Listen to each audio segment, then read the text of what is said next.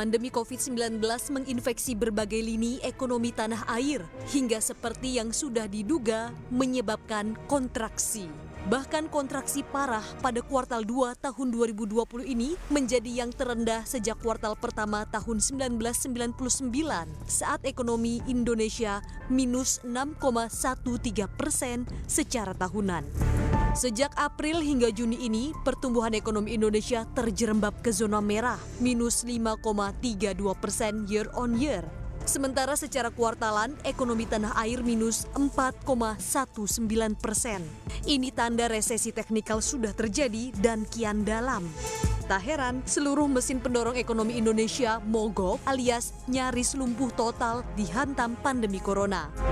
Dari sisi pembentuk produk domestik bruto atau PDB secara pengeluaran, hanya konsumsi pemerintah yang mampu bergeliat di kuartal 2 tahun 2020.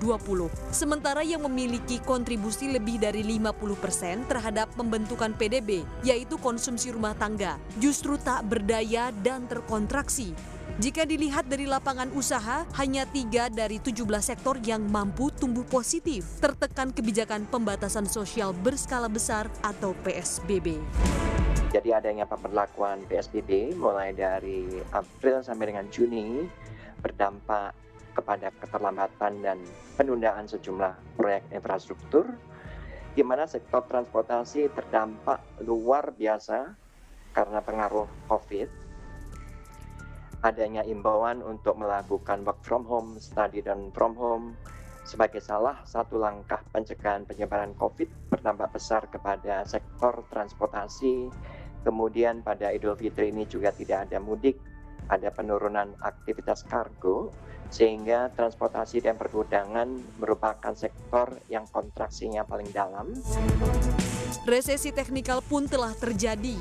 Indikasi pelemahan ekonomi lebih dalam kian nyata bila ekonomi Indonesia di kuartal 3 tahun 2020 kembali anjlok di tengah kondisi global tak tentu karena negara-negara lain pun masih pesakitan akibat resesi. Aktivitas domestik jadi kunci utama. Dari triwulan keempat 2019, kalau dilihat quarter to quarter kita sudah negatif 2 kali, di triwulan 1 bandingkan triwulan keempat tahun lalu, triwulan 2 bandingkan triwulan 1. Jadi otomatis kalau kita berharap ya harus pada produksi dalam negeri dengan investasi sumber dalam negeri. Berarti kita pun harus investasi besar-besaran di sektor dalam negeri kita. Apapun dana yang kita miliki, kecil maupun besar, startup maupun korporasi, itu harus bisa membuat demand yang ada dari domestik gitu ya. Jadi tidak bisa banyak berharap dari foreign investor gitu pada saat ini. Oftentimes, I think what governments worry about is that they may cut taxes or increase transfers to households.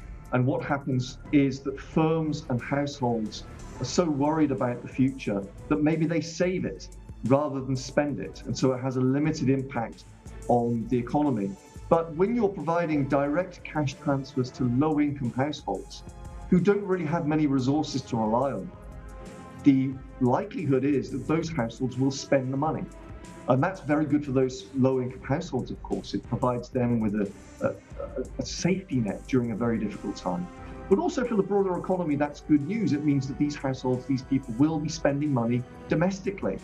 Pemerintah yakin ekonomi Indonesia bisa segera bangkit meski harus tertatih. Daya beli masyarakat diharapkan menjadi motor perekonomian.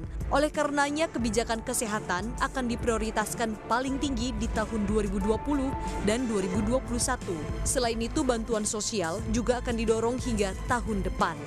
Bahwa ada keyakinan bahwa ini akan recover-nya dalam bentuk shape yang pembalikan sehingga kuartal kedua ini betul-betul sebagai bottom daripada perekonomian di Indonesia. Di kuartal ketiga ini sebagian besar sudah bisa meningkat penyerapannya dan tentu dari segi ekonomi kita membutuhkan kira-kira per kuartal itu ada minimal 800 triliun untuk yang dibelanjakan. Dan ini tentu berbagai sektor dan diharapkan dengan adanya belanja dalam bentuk bansos maupun cash, maka diharapkan daya beli itu bisa terungkit. Resesi ekonomi memang menebar ketakutan. Resesi menyebabkan pemutusan hubungan kerja atau PHK, daya beli melemah, hingga beban pada neraca perdagangan karena lesunya gairah ekonomi.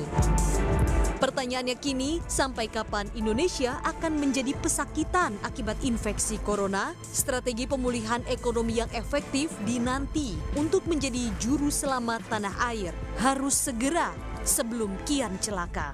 Tim Liputan CNBC Indonesia.